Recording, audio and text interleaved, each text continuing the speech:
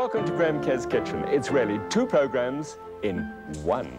This is a series that appeals to your creative side. Food that is sumptuous stuff. How could that be? This is a program about people who want to eat healthy and reduce calories. Actually, it's about food with an aromatic quality that fills the nose. Oh, sure, but it's also about keeping my arteries clean by reducing fat. But it doesn't mean a thing if the food isn't rich and colorful. Maximize the flavor. Okay, but I must have healthy food that I can cook in minutes. I must minimize the risk. So welcome to Graham Kerr's Kitchen, where we get our heads together just for you.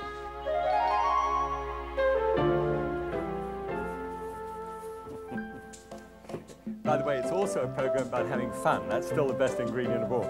This is going to be the first part, what I call now the wraparound. This is the little technique, and we wrap a little recipe around for you. So there's just not technique on its own. And then we'll springboard back into the kitchen again and do the main dish. And main dish will be what we call the springboard, where you dive into something with a new idea and change it all up. It's great fun. Okay, now this time we're going to have a look at something called pop. And pop, actually, the best way I can describe this to you, my wife Trina goes for runs and, well, walks in the morning. And when she walks, she sprays herself with Fenday. That's her stuff. You know, well, I buy it for her. That, you know, good husband stuff. And when you pass her by, you would expect perspiration from somebody running. But in Trina's case, you get this perfume which trails behind her.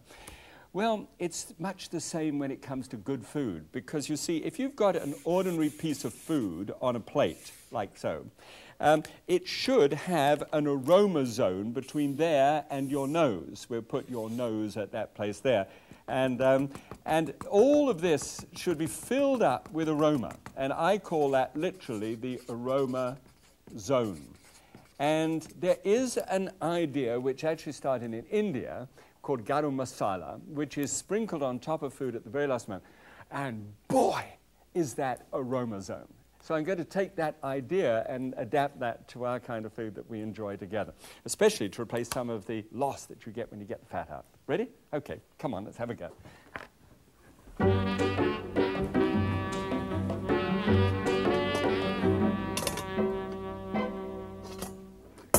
Get that down just for a moment. I've got something to show you in here just to start off with, and I want to make sure you get it. So this is a great budget show. This is, you know, here's my supplementary lighting. Do you see on the bottom of the pan there lots of little bubbles, right? And they're just about breaking onto the surface, little bubbles on the surface. Well, I had a copper bowl on top of that. I wanted to get that to exactly the right temperature, because if it gets to be too hot, then the whole thing can get ruined. And so I just wanted to show that. Now, what you put in there is half a cup of brown sugar.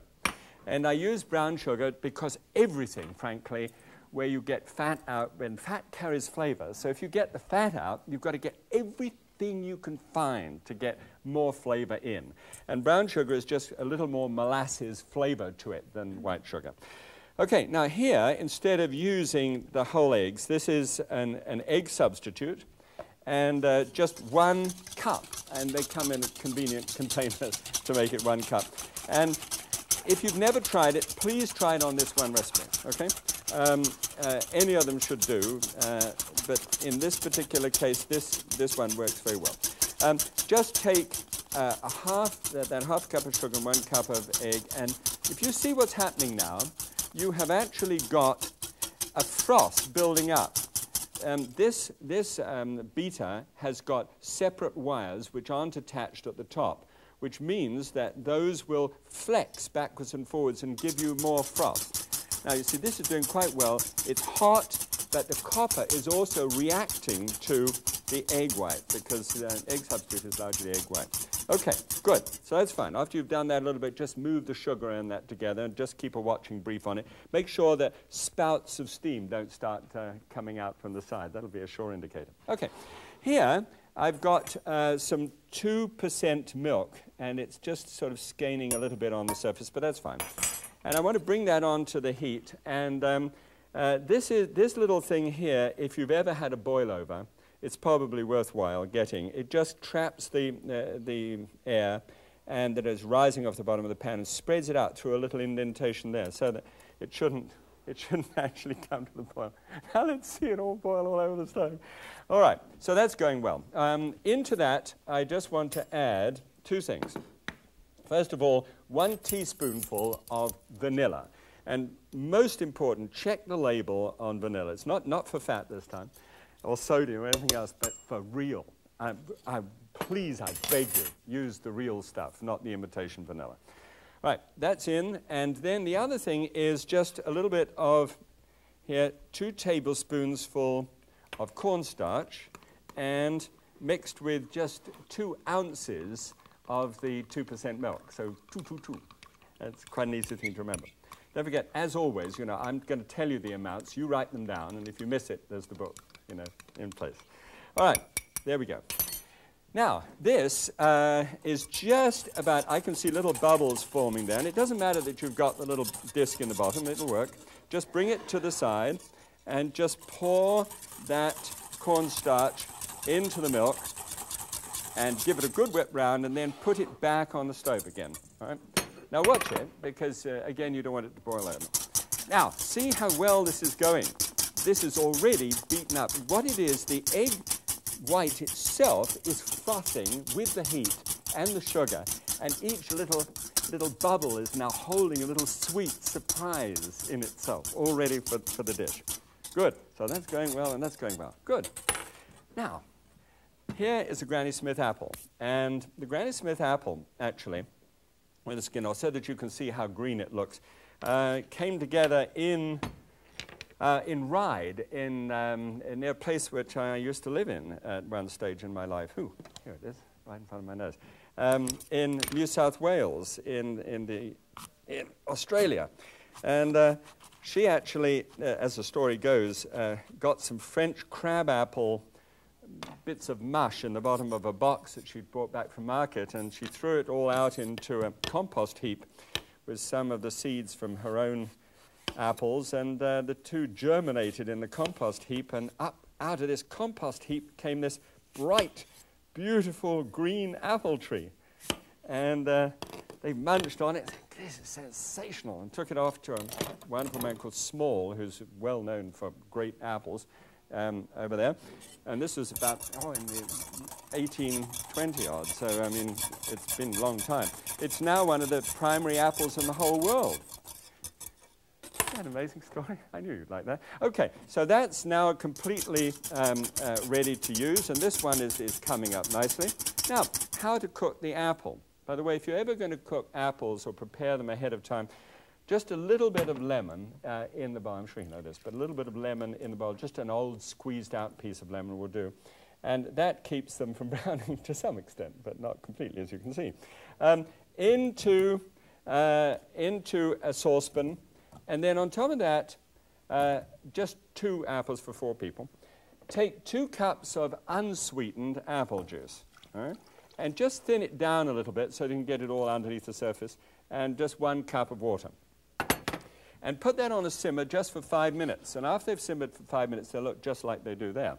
So just get those out and pop those onto a plate just to sort of dry out for a moment. I don't want to have too much liquid sort of hanging into the dish.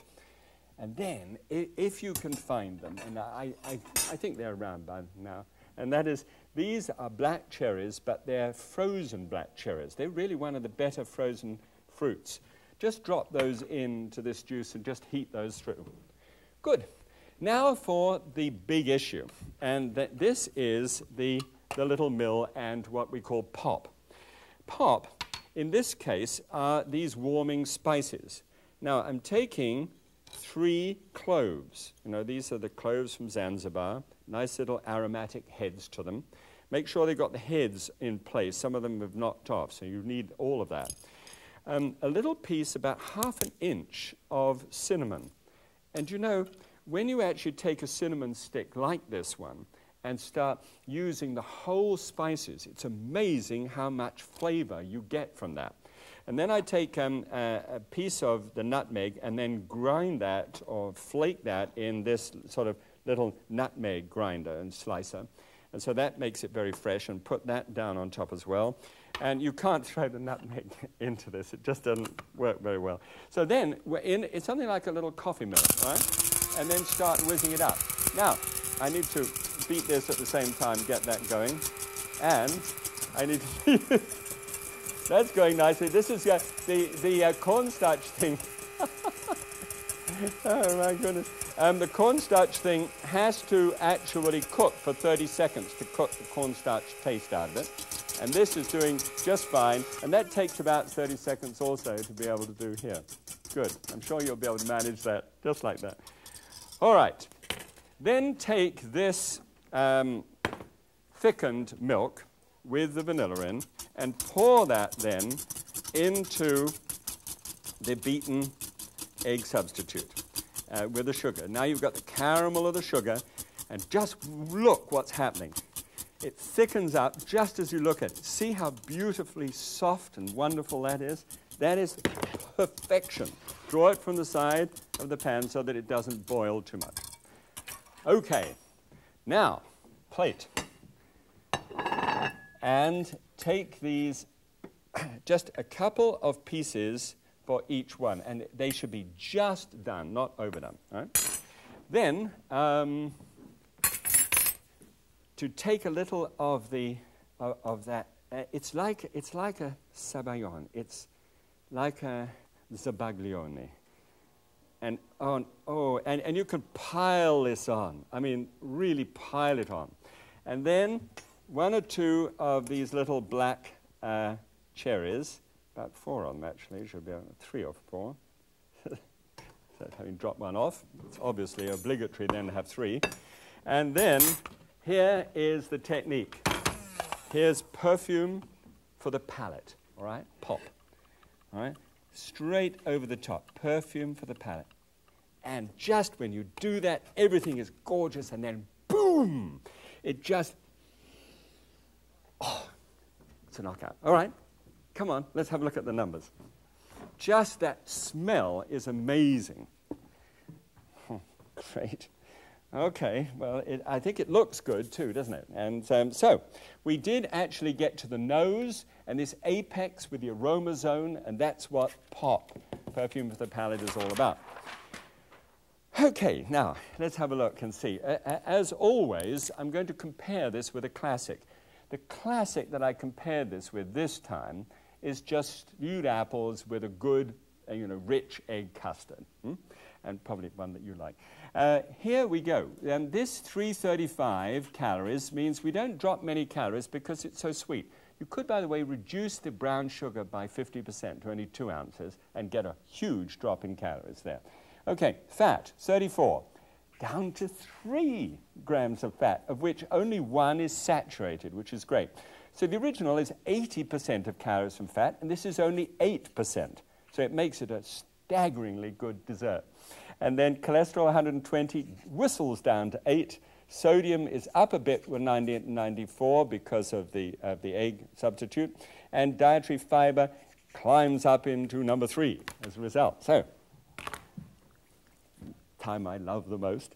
So it should be nice. The apple should be nice and crisp. It should not soggy, just really nice. And then,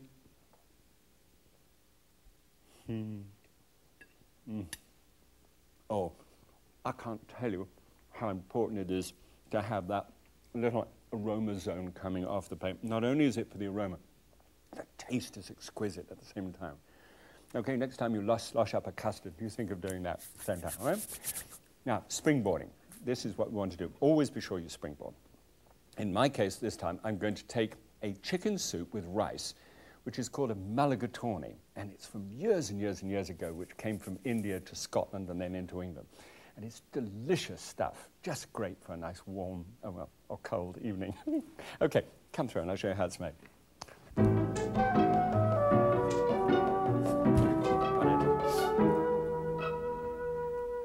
Something I really wanted to show you before I sort of finish that first one was that you can take the juice from the apple and the cherries and throw a couple of cloves into it, a bit of cinnamon, like that, just simmer it for a little while. And you have the most delightful, drink. It's really terrific. And you keep that in the fridge, Keeps well, no problem. All right, well, let's have a look. See, you remember the technique, which is basically the pop, you know, the whole business of the garam masala. Well, in this case, what I'm going to do is I'm going to take a ½ teaspoonful of coriander. And if you planted those seeds, you'd get cilantro. That would come up, fresh coriander. Then I want to take just a ½ inch of cinnamon, and then a ¼ teaspoonful of cumin seed. And cumin seed is what really makes the taste of curry so special. And then these you won't be able to get in whole form. You'll have to get them powdered. This is turmeric, which gives you the yellow color. And that's a ½ teaspoonful. And then there's ginger, which is also a ½ teaspoonful, powdered ginger. All right, so put the powdered stuff into that. Break off the little bit of... You know, if you're following these dishes, you should be strong enough to break off a piece of cinnamon stick. That's if it's small. Okay, shove the seeds into the top and then whiz it. The whizzing process, I prefer to use one of the little, you know, coffee mill things and keep it for that purpose than using one of the larger ones. One of the larger ones throws the seeds out too far to get them really ground up into a powdery foam. And it also spoils the look of your machine. All right, so when it's done, you can just upend it like so, and we'll use that. Let gorgeous smell. And by the way, you can get a piece of bread and throw that into the top, put the lid on, give it a whiz round, and that takes most of the aromas out of it so that you can experiment with something of your own, you know, later on. Okay, good. Over here, I've got a chicken thigh, and it's a bit lonely, but it did have four chicken thighs at the beginning, but I just wanted to show you one and show you how it works. I actually take chicken thighs and remove all the fat from the outside and the skin from the top. Just go over it with a fine tooth comb, take it all away, and when you've done that, put it to simmer in about 6 cups of chicken stock. By the time you've finished, you'll get down to about 5 cups, which is what I want for this dish. So that's what that is. It's reinforced the flavor of chicken stock with the other chicken, and it's cooked this. And it takes about ½ an hour to be able to make it nice and tender. Okay, we'll get back to that in just a moment. Just 1 teaspoonful of that oil that I like to use, which, if you just join me, is a little low aromat of olive oil. And that's not the extra virgin stuff, but, you know, quite deodorized one. And then I put, for the actual aroma, just a little bit of toasted sesame oil in there, about 1/16 part. So this is a nice large onion, and I want to cut that into thin slices, but to do just one little cute thing with it at the end, because it's quite a large onion, that was. And so if I just pass a knife blade through it once, like so, then I've got pieces which will fit onto a spoon. And if you think of soups in that way, then what will fit onto the spoon nicely and elegantly, well, that's the way it should look. And that's the sort of the way that you cut garnish so that it can be eaten. So people are drooping out of the spoon. Okay, 2 large cloves of garlic. And this is, you know, about as simple as I think you can get. Bash it and then chop it. And then just squirt that around. It saves getting your hands in the onions and the garlic to any major extent, I found anyway. All right. Those are stirred around, so that's now releasing the volatile oils. And into that, at the same time that that is happening, you put these, I mean, forgive me, but I am a real enthusiast of curry. Not overdoing it, so it grabs you by the throat, but just sprinkle it on 2, 3, 4 teaspoonfuls of a good curry powder. You won't find that in India, that they'll make their own curry powder up from all the spices that they regularly have.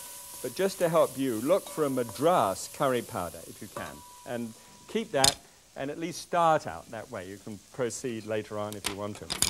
Okay, so that fries for a little bit, releases those oils, and then, and I would run that for about 15 minutes, frankly, and then pour the 5 cups of the chicken stock onto the top, and also chase that with ½ a cup of lentils. Now, those are raw, uncooked lentils. You don't have to rinse them first. You just put them in there. Well, you can rinse them if you like. And 1 bay leaf, and just poke that in the top. Looks like sort of shark's fin soup. And that is just allowed to simmer for 30 minutes. It comes up to the boil, simmer 30 minutes, and at the end of the time the 30 minutes is over, you just go looking for the bay leaf. Come out! Oh, well, if you can't find it, then Uncle Fred is bound to get the bay leaf, but it'll be there. And here, then, is what I wanted to show you with the chicken thigh. If you keep a little bowl of iced water by the side, you'll be able to get at those whilst they're still hot. And I like to get at this whilst it's still hot, and then pop it away in the fridge, usually, to be able to keep it, you know, in this condition. Cool quickly, to make sure that you don't get in any sort of kind of woofy trouble with chicken. And that's actually pulled apart into its main muscle shapes, so it has a nice, succulent, meaty look to it. Okay, drop that into this one, which is the one which has been cooking for 30 minutes, which I was just trying to find that bay leaf, and stir that around just to heat the chicken through. And I made about half a cup of raw rice, and then cooked down to 1 cup of rice, and pop that into the top. All right. So now all of that is just heating through now as that final dish. Let me show you a really nifty idea here. You know, if you've been following me for a while, you'll know that I love to use strained yogurt. Yeah? And just put non-fat yogurt into a little strainer like this and put it over the top of a container. And then that makes it, after about 5 hours, it gives you this lovely, thick, fresh yogurt cheese, if you will. And this I'm going to add to about 1 teaspoon, just about 1 teaspoonful there, and a teaspoonful and a quarter of coconut essence. Now that is the essence of real coconut, which is added to this coconut, to this yogurt. And what you get is an alternative to the yogurt cream, which normally goes into this dish, which is so full of saturated fat. And yet, I didn't want to lose that magnificent flavor that you get from it. So, just stir that in carefully, and then get the lemon, get a piece of lemon, and just squeeze that lemon down tightly. Give about a tablespoonful of lemon juice to the dish. There we go. All over the top. Marvelous, that flavor of lemon. Perhaps just a little twist of salt at the last moment. And just keep stirring in. Now, you see, as you stir, you get that, oh, golly. Oh, it's so good. The smell is just fabulous. Now, and it hasn't even got the perfume of the plate on it yet. So take a good dollop of this. Look at it go. And then put a scoop of the cream on the top. And where is it? Here it is, the subject of all our effort. A little bit of that pop on the top.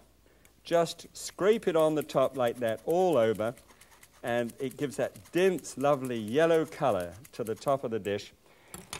And boom, just wonderful. Never take the plate to the table with stuff all over the outside.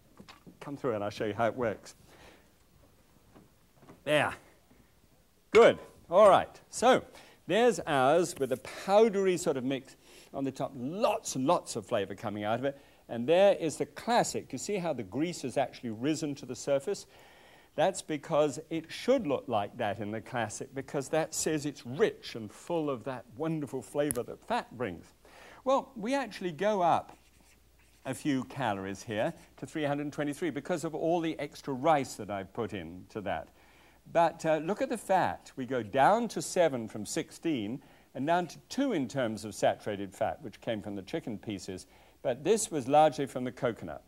Then that means that I get the whole dish at 19% instead of 53% for the classic, and only 39 of cholesterol from the chicken, 281 from sodium right down, and right up, there is the fiber, which goes right up. And that's the reason, of course, why you can get the numbers go up at the top, but that the actual amount of fat in percentage goes down. Okay.